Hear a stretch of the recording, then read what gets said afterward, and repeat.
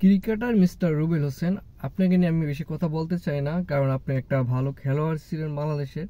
কিন্তু আপনি যেই কমেন্ট যেটা লেখছেন ফেসবুকে, কিন্তু এটা লেখা আপনার কাছ থেকে আশা করে নাই, কোনো বক্তই করে নাই। আপনি ভালো ক্রিকেট খেলছেন, ভালো বোলিং করছেন, মাশরাফির পরে যদি ফেস বোলার হইতে হয় আপনাকে নিয়ে প্রশংসা করতে হবে, কারণ তখন ফেস বোলারের অনেক অভাব ছিল বাংলাদেশে। আপনি যখন আসছেন মাশরাফি, তারপর আপনি আশরাফুলকে নিয়ে আপনি যেই কথাটা বলছেন এটা মোটো ঠিক না। কারণ দেখেন, আগে মানুষ ক্রিকেট খেলা তো ওরা দেখতো না। আগে মানুষ হাইডুইডু খেলতো, ওই রেডি কোট কাইকা ওগুলা খেলতো।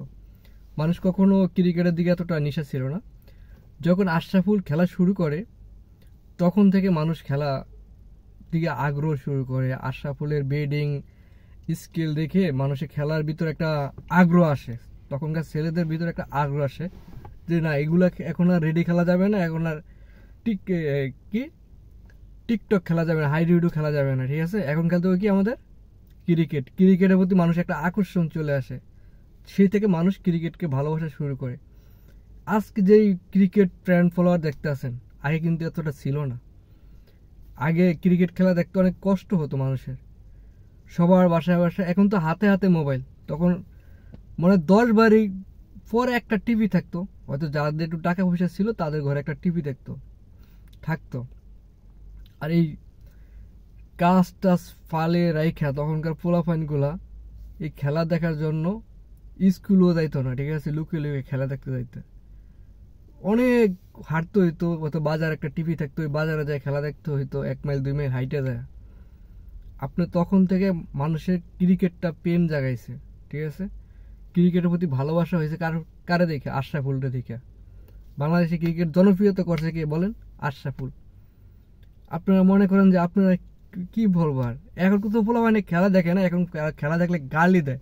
তখনকার পোলাপাইনের ভিতরে একটা ভালোবাসার টান ছিল অন্যরকম। আশরাফুল যখন খেলছিল, ঠিক আছে, ক্রিকেটে, আপনি আশরাফুলকে নিয়ে যে স্ট্যাটাস দিচ্ছেন এটা মোটেও ঠিক করেনি, ঠিক আছে, কারণ আপনাকে এটা মানায় না।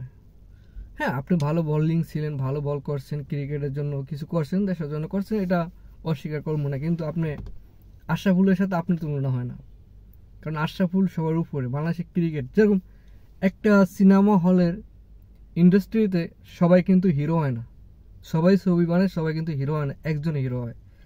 সেরকম ক্রিকেটটা সবাই খেলছে, যতদিন জাতীয় দলে যারা খেলছে সবাই কিন্তু সুপারস্টার হতে পারেনি, ভালো ক্রিকেটার হতে পারেনি।